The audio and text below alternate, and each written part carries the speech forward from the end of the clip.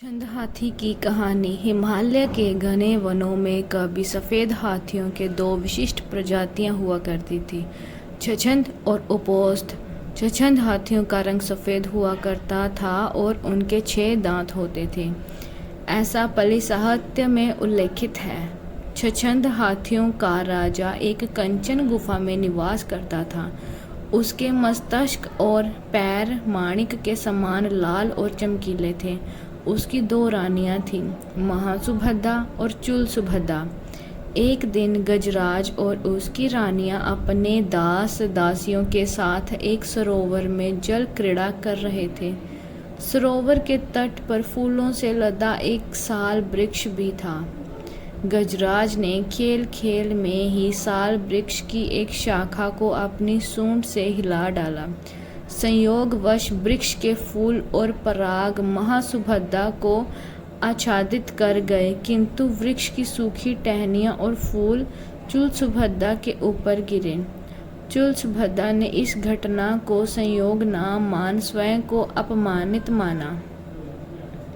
नाराज चूलसुभद्दा ने उसी समय अपने पति और उसके निवास का त्याग कर कहीं चली गई। तत्पश्चात छछंदराज के अथक प्रयास के बावजूद कहीं भी ढूंढने पर वह ना मिली।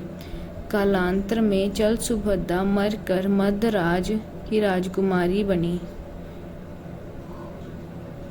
और विवाहोपरांत वाराणसी की पटरानी, किंतु छछंदराज के प्रति उसका विषाद और रोष इतना प्रबल था कि पुनर्जन्म के बाद भी वह प्रतिशोध की आग में जलती रही।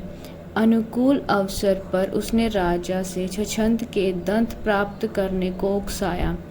फलंत राजा ने उक्त उद्देश्य से कुशल निषादों की एक टोली बनवाई, जिसका नेता सोनोंत्र को बनवाया। 7 वर्ष और 7 महीने और 7 दिनों के पश्चात सोनोंत्र छछंदराज के निवास स्थान पर पहुंचा। उसने वहां एक गड्ढा खोदा और उसे लकड़ी और पत्तों से ढक दिया।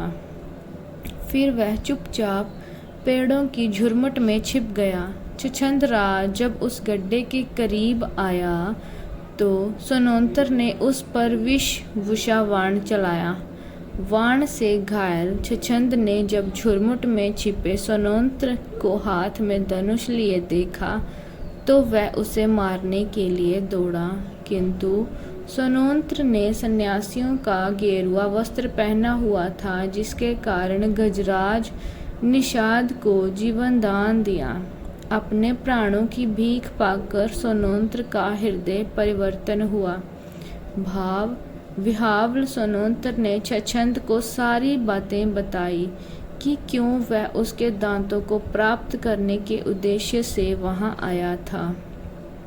चूंकि छछंद के मजबूत दांत सोनोंत्र को नहीं काट सकता था, इसलिए छछंद ने मृत्यु पूर्व स्वयं ही अपनी सूंड से अपने दांत काट कर सोनोंत्र को दे दिए। वाराणसी लौटकर सोनोंत्र ने जब छछंद के दांत रानी को दिखलाए तो रानी छछंद की मृत्यु के आघात को संभाल ना सकी और तत्काल मर गई।